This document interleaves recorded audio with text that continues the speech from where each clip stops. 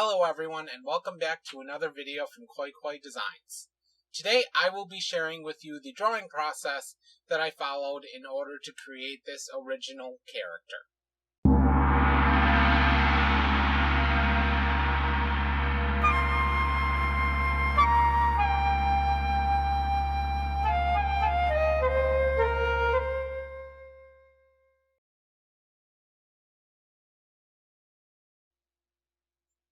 Okay, let's go ahead and get started here. What I'm sharing with you today is an example of a drawing. This is like some random tough guy character that I came up with. I really don't know who or what he is. This is just the kind of thing that I enjoy to draw. So I decided to do this in my sketchbook for the video. And the reason I wanted to share this with you is this is actually what I would call a little bit of a tighter line drawing. And this is pretty typical of the kind of work that you would see if you were to flip through one of my sketchbooks. And this combined with another kind of drawing, which is gesture drawing. I've already done a video about that, and I'll include a link below in the description. But those two things combined are pretty typical of the kind of work that I do on an almost daily basis. And it's actually this kind of practice and this kind of skill development that is the basis for everything else that I do. Without being able to do this kind of drawing, it would be very, very difficult, if not impossible, for me to do some of the paintings that you've seen me share with you on YouTube previous to this video. And this is actually the basis for that. This is the fundamentals. So I just wanted to quickly comment on the fact that, being able to draw comes before being able to paint, whether you do it digitally or traditionally, or any kind of other artwork that you might want to do. The ability to sketch out your ideas to a fairly complete level like this is really critical, and it's because I spent so many years, like over a decade, developing just the ability to draw, that I am able to actually do the paintings that I do now, whether it's in the traditional, Chinese and Japanese painting influence style that I'm doing for this channel, or some of the other artwork, which I may share in the future. I do other styles. I do have an approach that's sort of like influenced by American comics. I also have like a style that's sort of a little bit more realistic when I want to do painting with like acrylics or oils or gouache. And all of those different techniques that I do, the basis of them has always been the ability to simply draw, and to draw well and confidently to the point that it's easy. Like, it's not a struggle for me anymore to draw something. Even when it's something that I'm not as familiar with or normally wouldn't sketch, for example, robots or environments or landscapes, technical stuff in general, I'm just not as familiar with it, but the fact that I've spent so long developing basic drawing would make it easy for me to pick that kind of thing up if I so wished and had an interest in doing it. And actually, that kind of leads me a little bit into what I want to talk about in a minute here. But before that, I just wanted to share this bit of a sketching demonstration with you. Okay, now the second thing that I wanted to talk about in this video is actually something that I was sort of reminded. I was watching some videos of one of my favorite artists. Her name is Baylee Jae, and I will include a link to some of her channels below. I highly recommend that you go ahead and check her out as well. She's very entertaining, and she's very talented, and she's very good and a lot of fun to watch. But she had done a video not too long ago where she sort of touched on the subject matter that I'm going to be mentioning today. And that is kind of like, letting artists draw what they want to draw, letting people draw the kind of things that they enjoy. And I very much agree with her, and this is sort of an iteration of some of the things that were mentioned, but I thought that I would give sort of my own spin on this. Sometimes I'll be looking on YouTube, and I'll be reading comments and things, and I'll be on other sites like DeviantArt and stuff, and it doesn't happen too often that I've come across this, but I've come across it before, and what it is sometimes it's a fellow artist that will make a comment, or it's another person who isn't an artist at all, but likes and enjoys art, And what they'll say is something to the effect of, oh, well, you do this kind of drawing. Like, you draw a lot of portraits, or you draw a lot of characters.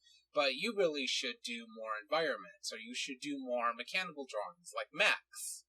And, I understand the point that they have, that they're trying to make, which is like, there's sort of an opinion that says that in order to improve, you need to be able to draw everything, that you need to be able to create a ridiculously wide variety of subject matter. And to a certain degree, this is true if you want a job for, like, a video game studio as a concept artist, which is something that it seems like everyone wants to do these days.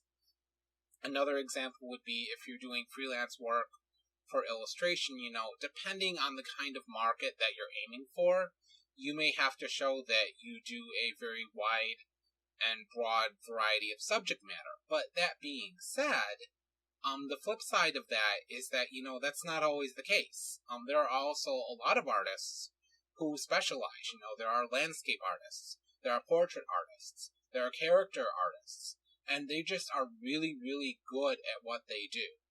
And there sort of exists, like, two sort of routes that you can take. And the general opinion is that the generalist route makes you a little bit more marketable, and this might be true to a certain degree. But the other thing to keep in mind is that it's perfectly fine to specialize. And ultimately, no matter what you do with your art, whether you want to do it professionally or you just want to do it for the sake of enjoying it, you need to remember that you're doing this because you enjoy it. You're drawing and creating because you like to draw and create. And I think that, sometimes when you hear comments about that, it can be taken the wrong way, or we can get discouraged or something, and then we can feel inept as an artist. And artists as a crowd generally tend to be very sensitive, and we tend to be very hard on ourselves. So we might hear something like, oh, you draw a lot of portraits, but you should draw mechs, or you should draw environments more.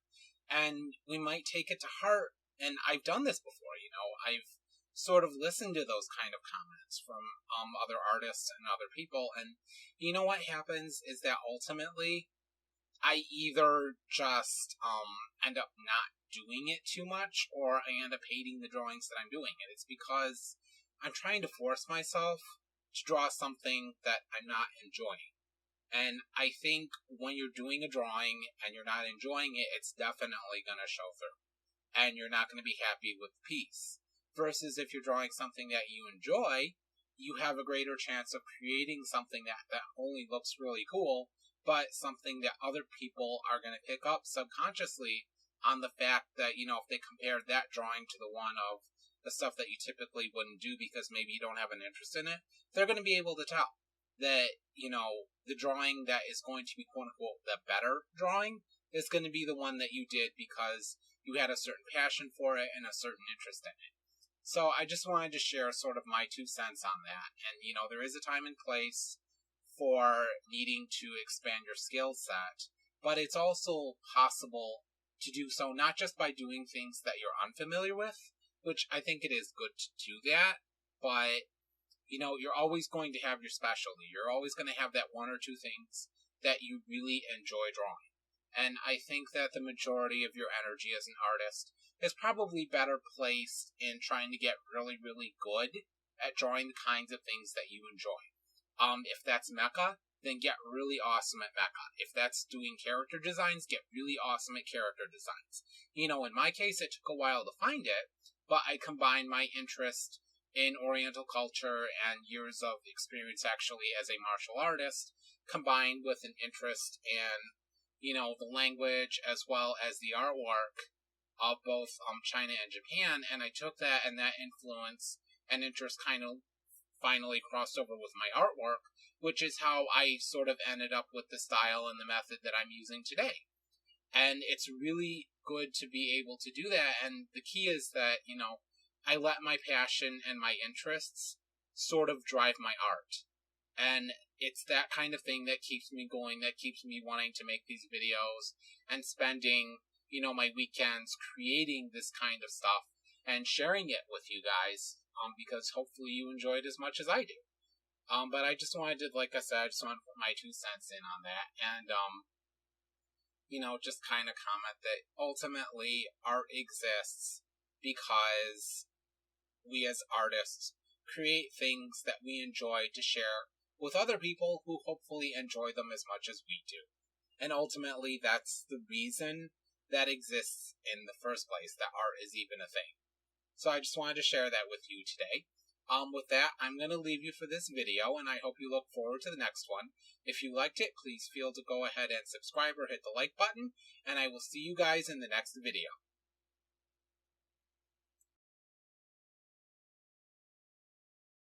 Okay, let's go ahead and get started here. What I want to talk about today are actually two main things. I want to go into actually how to make a digital selection a little bit, and then how to save it so that you can go and reuse that selection later when you're working digitally. And then the other thing that I want to talk about is actually having a game plan when you take a multimedia approach to a painting or a drawing that you want to do.